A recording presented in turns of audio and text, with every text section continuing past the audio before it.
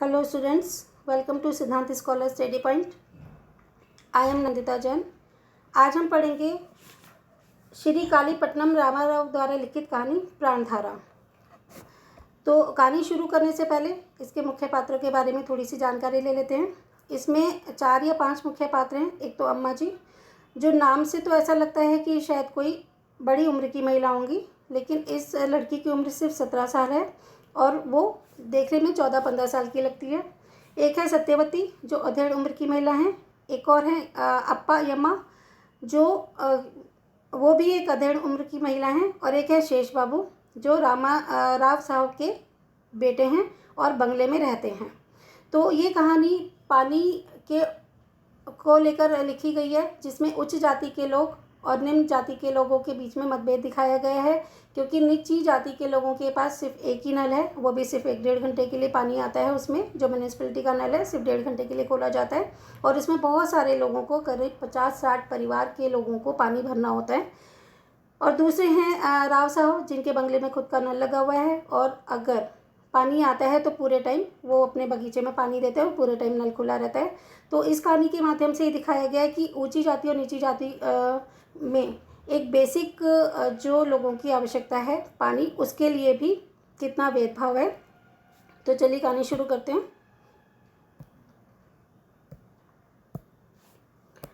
प्राणधारा।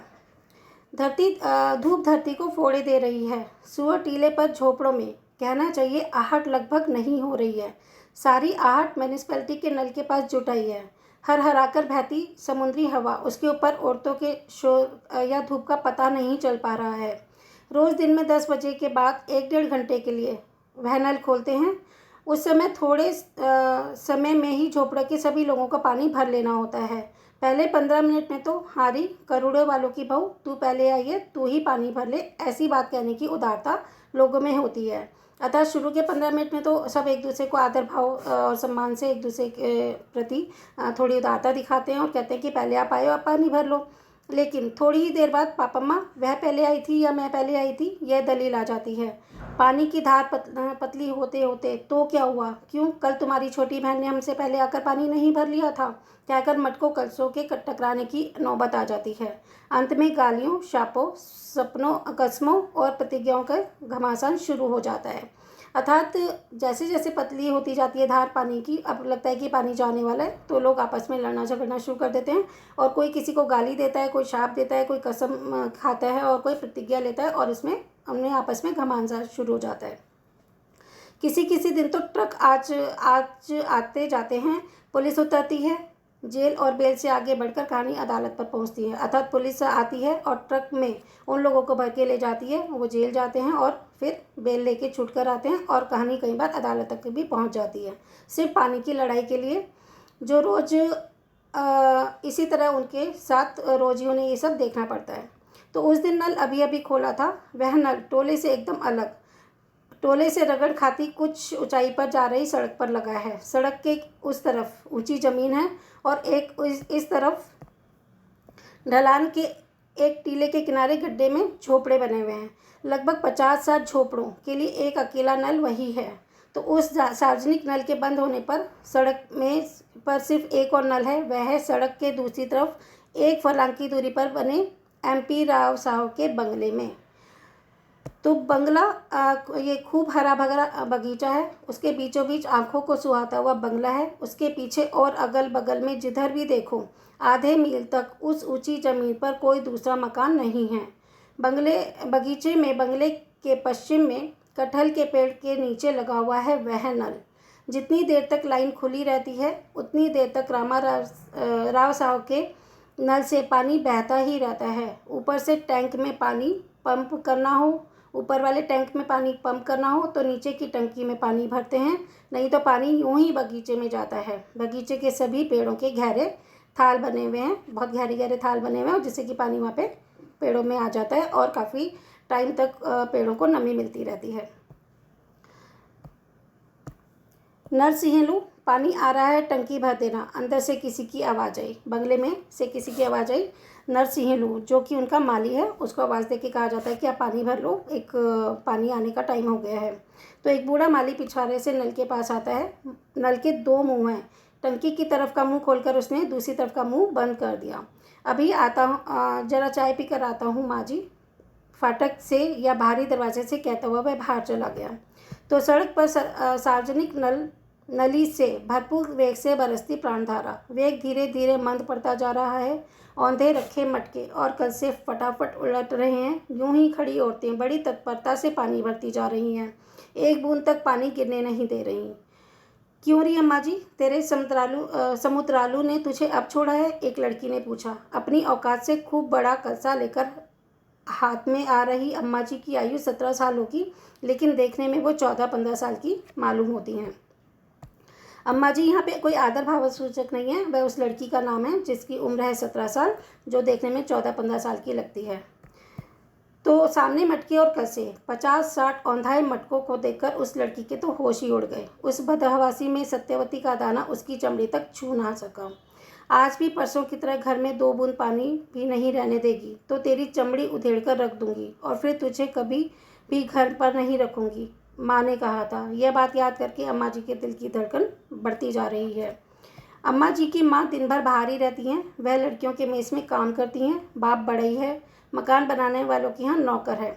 दोनों सवेरे निकलते हैं और रात को ही लौटते हैं। घर पर अम्मा जी के अलावा उसकी बड़ी बुआ और अम्मा जी की उम्र की ही बुआ की बेटी भी रहती है। वह तीनों मिलजुल कर शहर के दफ्तरों में काम करने वालों के पास दोपहर को उनके घरों में खाने के डब्बे पहुंचाने का काम करती हैं। डब्बे ले जाने वाले सवेरे 9 बजे निकलते हैं। घर पर काम और डब्बे ढोने का काम बारी बारी से होता है। हफ्ते में 2 दिन अम्मा जी, उसके बाद 2 दिन उसकी बुआ और उसके बाद के 2 दिन बुआ की बेटी घर पर घर का काम और छोटे बच्चों की सार संभाल करती हैं। एक घर पे रहती है और बाकी 2 जो हैं वो डब्बों के काम पर जाती हैं। अर्थात वो 3 लोग हैं, अम्मा जी, बुआ और उसकी बेटी। तो 2-2 दिन उन्होंने बांट रखे हैं और घर पे जो एक रहती है वो छोटे बच्चों की देखभाल करती है और घर का काम करती हैं, और बाकी 2 हैं वो डब्बों को लेकर जाती हैं।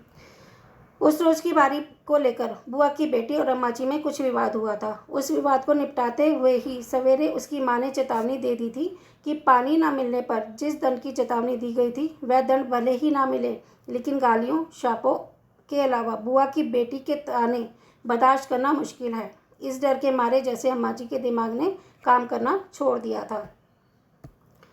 अत्ता अत्ता कहती हुई अभी अभी मटका सिर पर रखी आ रही 40 वर्षीय एक पर्वताकार महिला को अपना कलसा दिखाते हुए अम्मा जी ने गरीब सूरत बनाई। अंदर ही अंदर कोई फ़ायदा नहीं होगा, यह कहती हुई ही कि उसने कहा कि अत्ता अत्ता।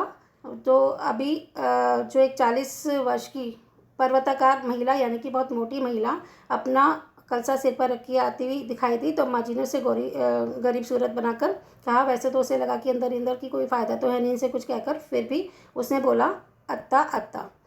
तो आंध्र में चूँकि बुआ के बेटे से लड़की का और बुआ की बेटी से लड़के का विवाह होता है, वहाँ पे रिवाज है कि बुआ के बेटे से तो होगा, बुआ के बेटे से लड़की की शादी होगी और बुआ की बेटी से लड़के का विवाह होगा।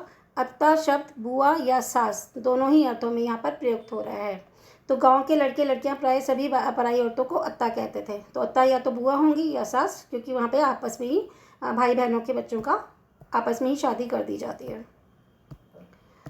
तो वाह रे मेरी रानी वाह, किस गांव का नाता है मीरा, मेरी बहू, मेरा कौन बेटा ले आया है तुझे? महिला ने ताना दिया, क्योंकि उसने कहा कि तुम मुझे अत्ता कह रही हो तो तुम कौन सी मेरी बहू हो, मेरा बेटा थोड़ी ना तुम्हें कोई ब्याह कर लाया है।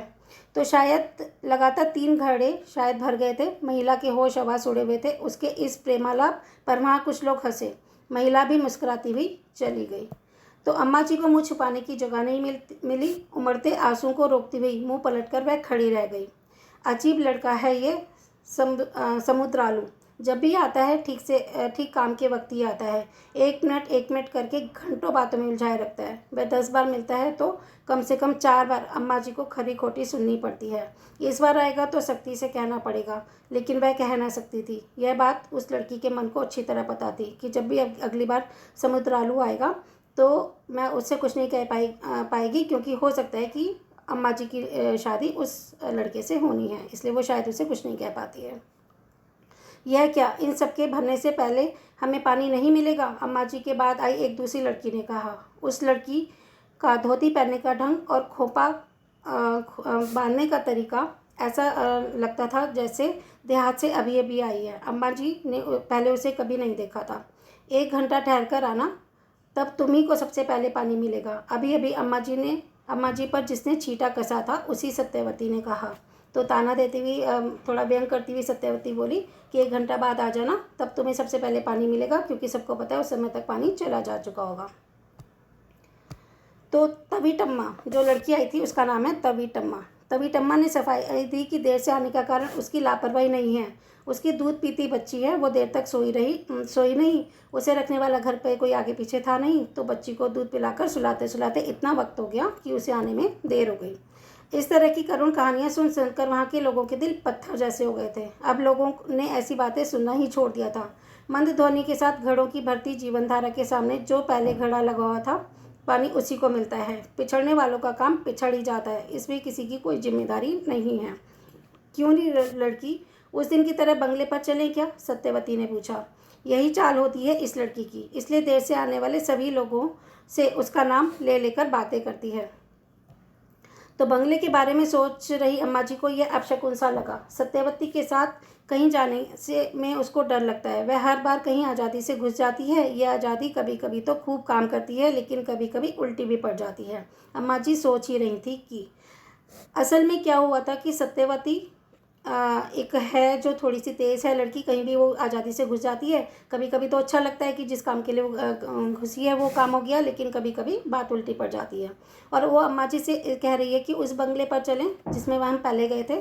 तो वो राव साहब का बंगला है, और अम्मा जी के पिता ने वहाँ पर बढ़ई का काम किया था जब वो बंगला बन रहा था। तो उस समय उन्होंने राव साहब को बोला था, अम्मा जी के पिता ने, कि अगर कभी कभी मेरी बेटी को ज़रूरत हो तो आप इसे पानी भरने देंगे। तो उन्होंने हाँ भर दी थी। तो सत्यवती को ये बात मालूम थी, इसीलिए वो अम्मा जी से कह रही थी कि चलो उसी बंगले में चलते हैं पानी भरने के लिए। तो अम्मा जी कहती हैं, तुम उन लोगों को जानती तो हो? तवीटम्मा ने पूछा। नहीं। तवीटम्मा ने पूछा कि तुम उन लोगों को जानती हो, क्योंकि तवीटम्मा को ये सब मालूम नहीं था। तो सत्यवती ने बताया कि अम्मा जी उनको जानती है। बहना बहना, तुम्हें बड़ा पुत्र होगा, माड़ बनाने के लिए खोपराई भर पानी भी घर में नहीं है, मुझे भी ले जाओ। तवीटम्मा ने चिरोरी की। उसकी चापलूसी करते हुए तवीटम्मा ने कहा था कि तुम्हारा पहला बेटा होगा, और माड़ बनाने के लिए भी जो वहाँ पे उनका रूटीन का खाना है उसके लिए भी उनके पास ज़रा सा भी पानी नहीं है, तो मुझे भी ले चलोगी? तो अम्मा जी कुछ नहीं बोली। कलसा कंधे पर रखकर चलती सत्यवती और तवीटम्मा बतियाते हुए उसके पीछे होली। तवीटम्मा कहती रही कि ये नर सरावर पेट के पास किसी गांव की रहने वाली है। उसका आदमी 6 महीने पहले ही यहाँ आया है। पहले वह अपने गांव में मजदूरी करता था और अब यहाँ पे रिक्शा चलाता है। ये तवीटम्मा के बारे में बात हो रही है। वो बताती है कि अभी हम नर रसा राव पेट जैसे किसी गांव से आए हैं, और अब 6 महीने पहले ही आके अभी मजदूरी का काम शुरू किया है, और अब उसका पति उसके यहाँ पे रिक्शा चला रहा है। उनका 2 साल का बेटा और 3 महीने की बेटी है। लड़का यहाँ नहीं है, नई जगह पर संभालना मुश्किल होगा, इसीलिए नानी ने अपने पास रख लिया था। यहाँ आए हुए कितने दिन हो गए? सत्यवती ने पूछा। ज़्यादा नहीं, 10-15 दिन ही हुए हैं। हम लोग यहाँ 10 बरस से रह रहे हैं। जब मैं यहाँ पर आई थी तब यह बंगला नहीं था, नया नया ही बन रहा था। यह कौन लोग हैं? तवीटम्मा ने पूछा। शहरों में जात पात की बात जल्दी से पता नहीं चल पाती। सारी बात सारी ओहदे की होती है। सुनते हैं कि शहर में उनको कोई बहुत बड़ा काम है, उनके अपने इस्तेमाल के लिए एक और उनके परिवार वालों के इस्तेमाल के लिए एक। कुल 2 कारें उनके पास हैं। यह बताकर सत्यवती ने आगे चल रही अम्मा जी से पूछा, क्यों रही अम्मा जी, यह साहब क्या काम करते हैं? सुनते हैं कि राव साहब अंग्रेज़ों की किसी कंपनी में बड़े मैनेजर हैं। अम्मा जी को भी उसके बारे में ज़्यादा कुछ नहीं मालूम था। जब वह बंगला बन रहा था तब अम्मा जी के पिता वहाँ पे बढ़ई का काम करते थे। उसी परिचय की वजह से एक बार बेटी को ले जाकर पिता ने कहा था, कभी यह लड़की आए तो एक कलसा पानी भरने दीजिएगा। आप लोग बढ़ई हैं क्या? तवीटम्मा ने पूछा। नहीं, पेरी की हैं, अम्मा जी ने जवाब दिया। जो बढ़ई नहीं है उसके वसूली का काम कैसे कर सकते हैं, यह तटीअम्मा की समझ में नहीं आया। तो जैसे तवीटम्मा ने पूछा कि आप लोग बढ़ई हैं? तो उसने कहा नहीं, हम पेरी की हैं। पेरी की मतलब आंध्र प्रदेश की एक छोटी जाति के लोग हैं। तो उसने कहा कि जब इन्हें आता नहीं तो ये बढ़ई का काम कैसे कर सकते हैं? ये बात उसकी समझ में नहीं आई।